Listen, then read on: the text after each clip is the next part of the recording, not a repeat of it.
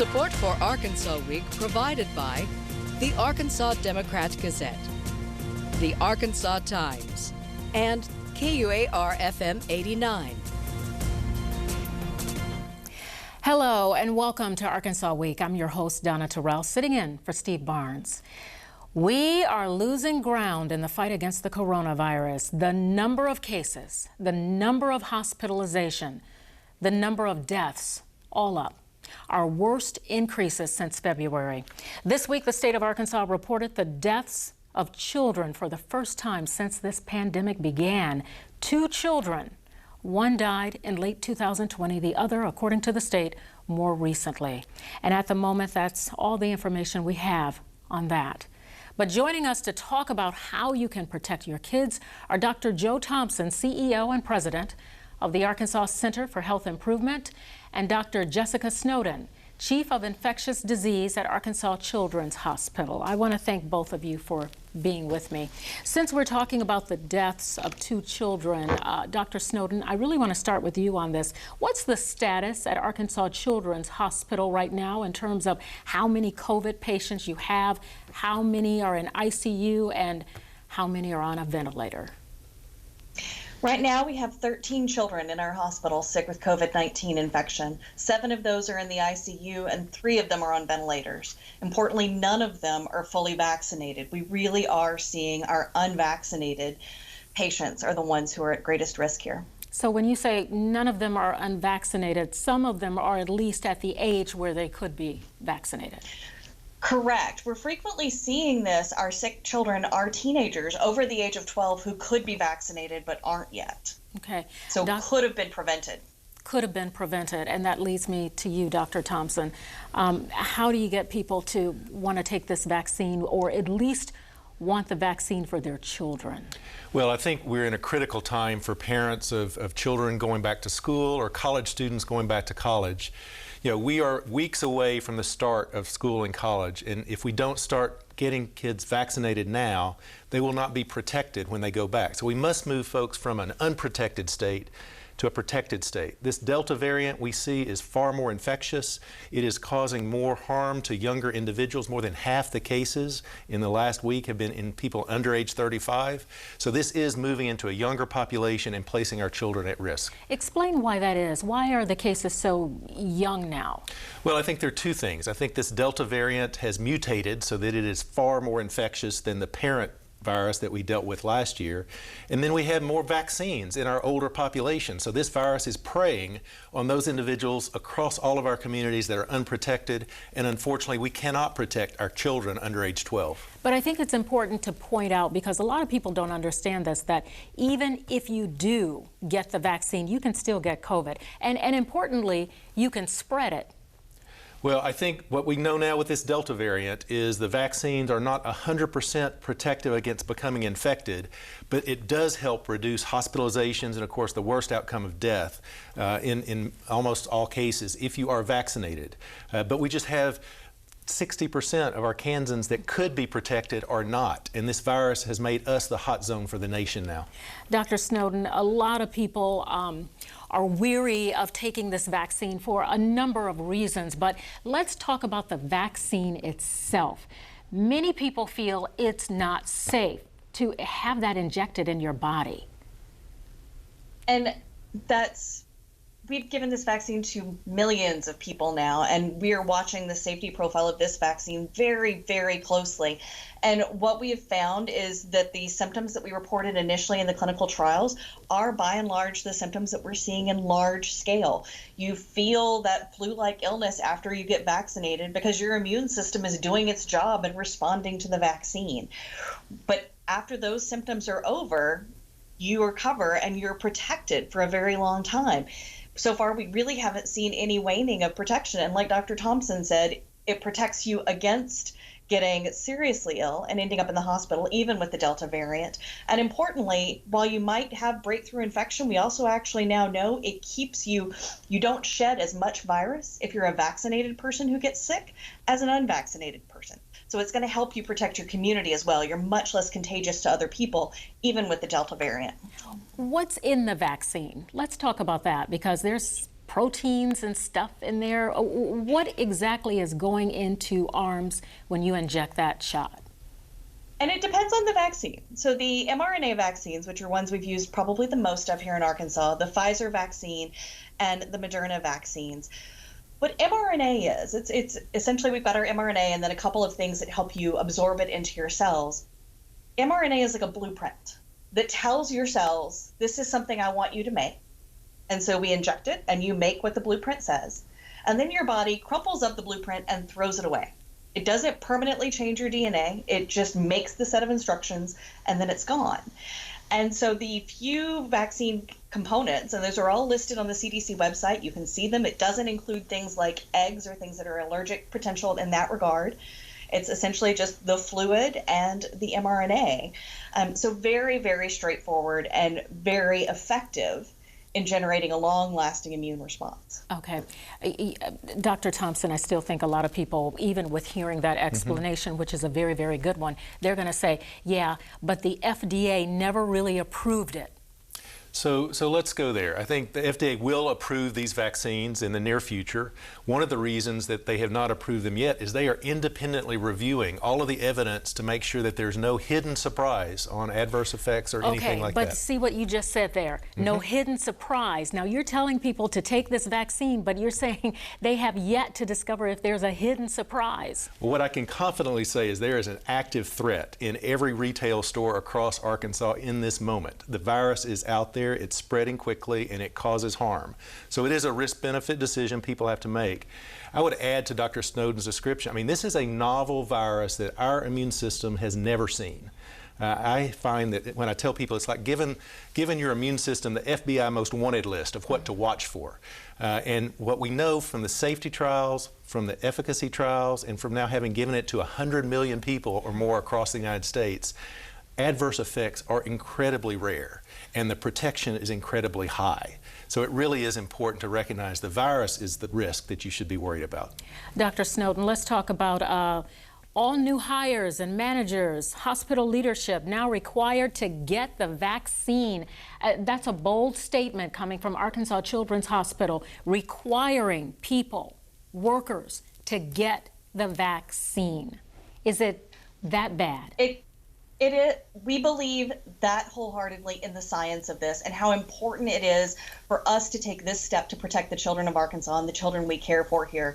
The best thing we as vaccine eligible adults can do to protect the children in our care around the state is to protect ourselves and get vaccinated. It makes us less likely to get sick. It makes us less likely to spread infection. And it, we hope, shows the community how fully we believe in the importance of the vaccine and the science of what we're doing here, and that we're doing this to keep your children safe. The numbers were not spiking like this, Dr. Thompson, when folks were wearing masks. And now we're going to send kids back to school. That mask mandate is gone. How do you think that's going to turn out? Well, I've been talking with superintendents across the state, both in our large cities and in our small communities, and candidly, many of them are panicked. They see the rate going up at a steeper slope than we ever saw it before. They know that the kids under 12 we cannot protect with the vaccine, and too many teenagers are not getting the vaccine. And our General Assembly has handcuffed our local leaders so that they cannot require a mask at this point in time. When they did that. So this is a real threat to our educational efforts coming back to school this fall. And when the legislature made that decision, numbers were going down. Things were looking better. I know there's a group of Democrats that are pushing to erase that mandate. Do you think, is there any wiggle room in there? Is there anything that can be done to eliminate the ban? Well, obviously, the governor and the General Assembly can change the law. They have to come together to do that. The General Assembly leadership, I believe, should come out of recess and address this now so that we could safeguard our educational efforts this fall and prevent serious illness and potential death among our kids. You know, one of the things I want to talk about, too, since we're talking about children, I want to talk about pregnant women. UAMS, they've seen babies die. Some women have been in dire situations who were unvaccinated. Your thoughts on that? Well, I think this virus, as I mentioned, is targeting younger people who are not vaccinated. The American College of Obstetricians strongly recommends that pregnant women be vaccinated to prevent what you are describing. I know UAMS at one point in the past few weeks had 20% of its admissions be pregnant women coming in with COVID, and they did have bad outcomes because the women are already stressed in carrying the unborn child, and the virus can push them over the cliff. And Dr. Snowden, in addition, we're talking about COVID here, but in addition to everything that's happening there at children in terms of COVID, you're also dealing with other respiratory viruses like RSV. Absolutely. And as we have removed masking, what we're seeing is that all of our viruses that had lain dormant while we were all wearing our masks and not sharing our germs have come back with a vengeance. And so for all of us as parents going back to school, facing the idea that every cold could be COVID, could be RSV, could be who knows what, it's a very concerning time for all of us as we go into the next few weeks. And it's going to be important for everybody to do everything they can to stay safe. Okay, so how do we protect our kids in the school as it stands right now? For every parent, if your child is over age 12, I encourage you to move them from an unprotected situation to a protected situation as quickly as possible. For children under age 12, it's time to bring back our defensive mechanisms of masking, hand washing, distancing, and to model that for your kids in the next few weeks and engage with your school leadership to try to have that be the practice in schools. The Catholic Diocese came out and said all kids in Catholic schools will be wearing masks. As we just mentioned, I hope our leadership in the General Assembly will reconsider the decisions that they made last spring. Okay, the Delta variant, obviously more contagious. We've talked about that. And you mentioned it's in unprotected communities. You use the word unprotected communities. Well, we know if you are vaccinated, then you have protection. It will prevent you from serious outcomes like hospitalizations and death. If you are not vaccinated, your immune system has never seen this virus before, and it is looking for you, and it will find you, and you will end up in dire situations too many times. So unprotected communities are those that have not gotten the vaccine. And we have pockets across the state. We have 60% of our Kansans that could be vaccinated now that are not. We only have a minute left, but I guess, Dr. Thompson, I just want to know, what are your thoughts for the future of Arkansas? I'm very concerned, Donna, with the spread that we're seeing. With the slope is higher, the slope is steeper than it was at our worst time last year.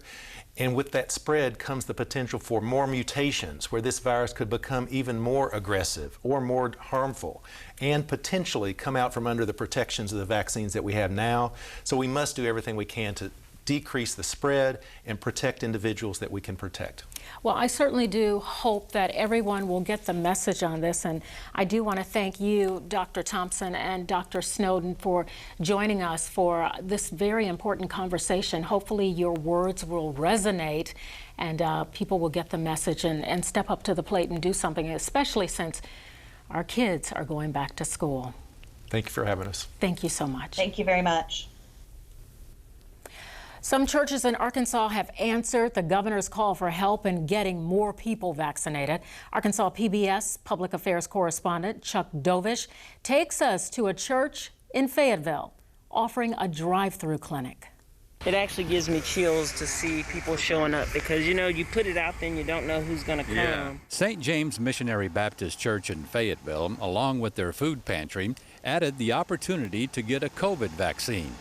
I went to talk with some of those who came, along with church leaders, on the importance and impact of conducting this type of clinic. As a community member and a leader in the community, I want to be upfront to say I've been vaccinated, my family's been vaccinated, and I just don't want to talk the talk, I want to walk the walk. And I was willing to be here, to hold hands, to walk alongside any other community member that was having fears and to help dismantle those fears. I've heard that I don't want to die after I get that shot, and I told them, you're playing Russian roulette if you don't get it.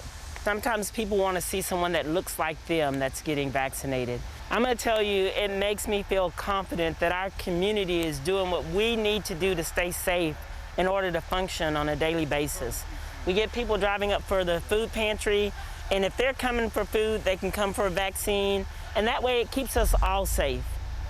So you have already taken the vaccine, I understand. Yes, sir, I have. You are here to have your granddaughter, who's 13, 14? Yes. Take it. So how did that go, convincing her? It really wasn't too bad. She plays sports, and she just wanted to make sure that she was protected as well as her and their teammates. So it wasn't too bad convincing her to come. Well, I think one of the things that's very important for us is to be a good neighbor. And part of being a good neighbor is to making sure that we create an environment that is not going to create havoc, hail, or trauma to other people. And so we believe that in the period that we are in right now, the season that we're in, that the vaccinations are extremely important for us to get to what I believe is going to be a new normal.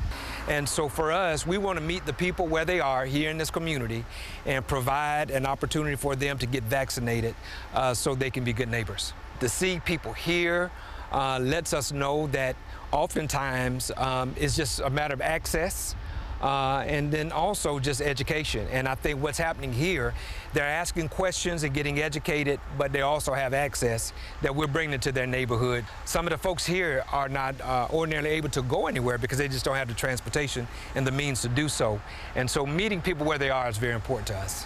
Getting the unvaccinated vaccinated is of utmost importance, especially in Arkansas and Missouri, the current COVID hotspots, as shown on this U.S. map graphic.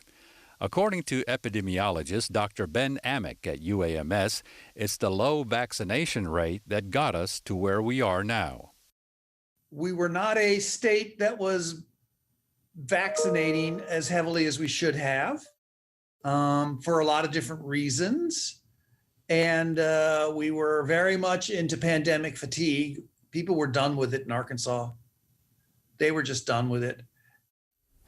Just done with it. Well, this is just one of many clinics that have been sponsoring clinics around the state since the beginning of the year. And with plenty of doses to go around, Arkansas is still behind the curve in getting shots in arms. And unfortunately, as you see, the cases have started rising again. Dr. Cam Patterson, Chancellor for the University of Arkansas for Medical Sciences, joins me now to talk about this. Dr. Patterson, Dr. Amick said people are just done with it. COVID fatigue is real, isn't it? Oh, without a doubt. And it's COVID fatigue in the communities. It's also COVID fatigue among healthcare providers. You know, our teams are worn out. They are working harder than they are used to. They're taking care of more patients. They're seeing people who are sicker. They feel that some of this is preventable. So our healthcare providers are done with this too and ready to be able to turn the page of history on COVID-19. Unfortunately, we're not there yet, right? Well, we're not. And listening to that story we just aired, you know, one of the ladies said that there are people out there saying, I don't want to take this shot because I don't want to die. People are afraid of the vaccine. How do you combat that? Well, I think that there are a couple of things to say. First, hundreds of millions of doses of these vaccines have been administered here in the United States. So they have an excellent track record of safety. These are among the most effective and safest vaccines that have ever been developed.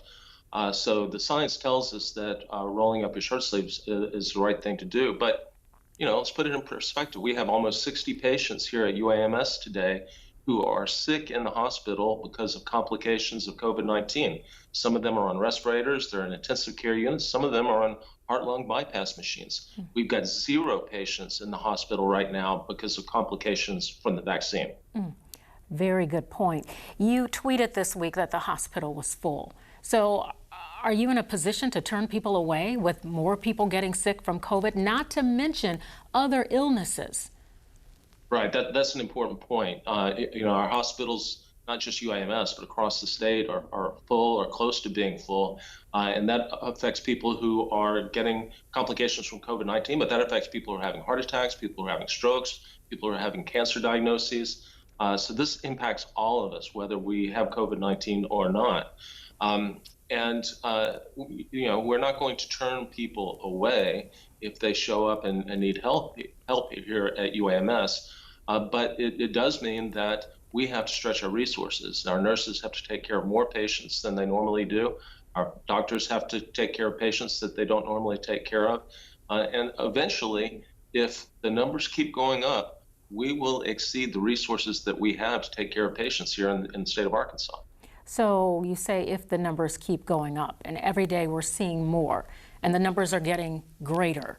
So when you say that we may exceed our ability to help people, what's the solution to this? I mean, the first thing comes to my mind is herd immunity, but then again, how many people do you have to lose before you get to that point?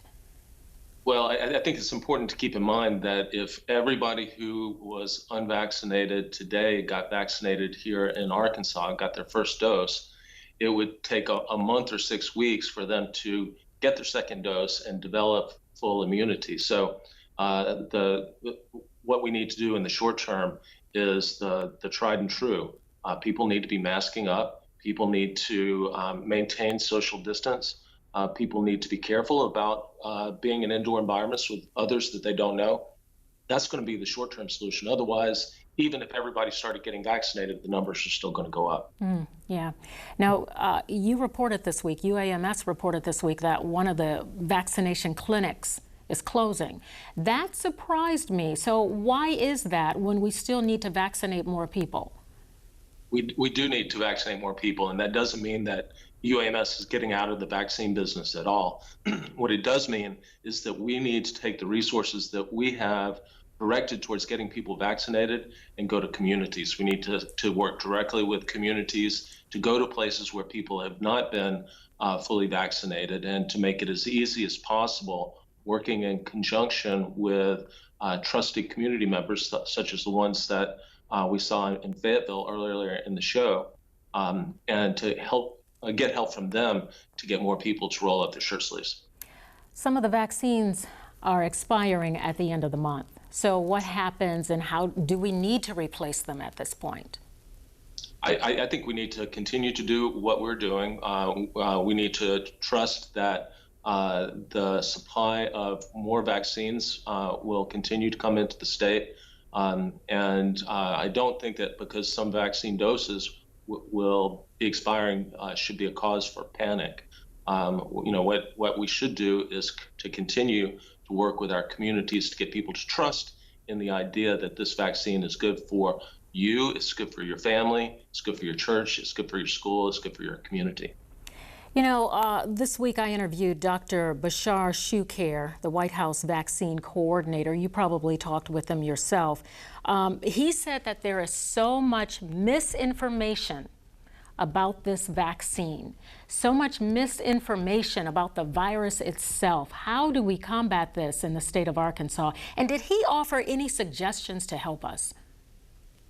I did get a chance to talk to him. It was a very productive conversation. He has a lot of great ideas about how we can improve vaccination rates in Arkansas. A lot of what he shared with us are the same things that we have been talking about today. So I think that we are on the cutting edge of increasing awareness about the benefits of the vaccine.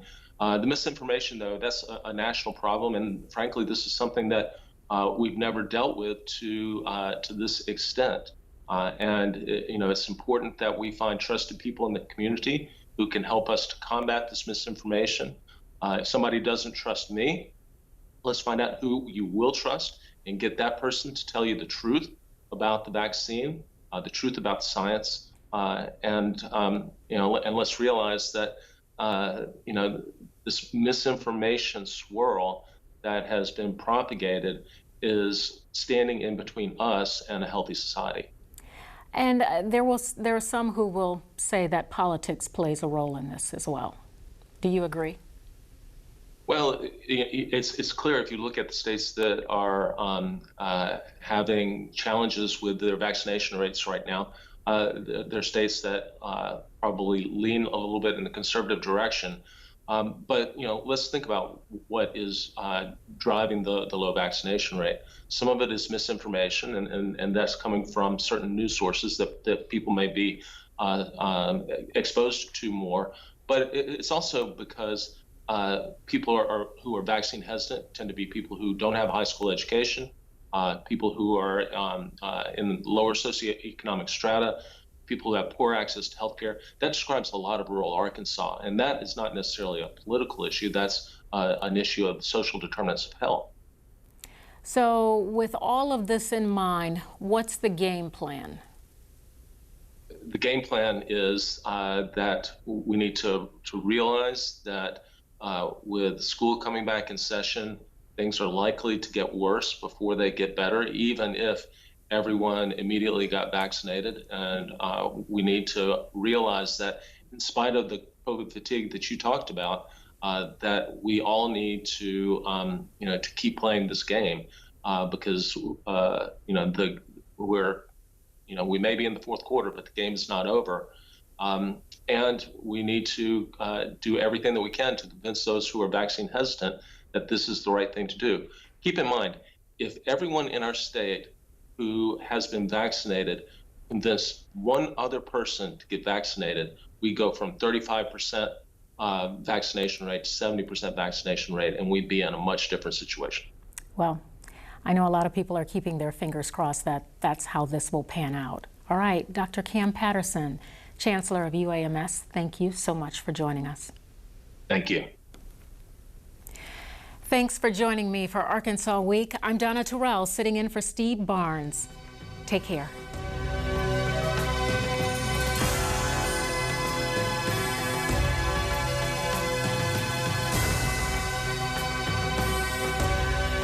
Support for Arkansas Week provided by the Arkansas Democrat-Gazette, the Arkansas Times, and KUAR-FM 89.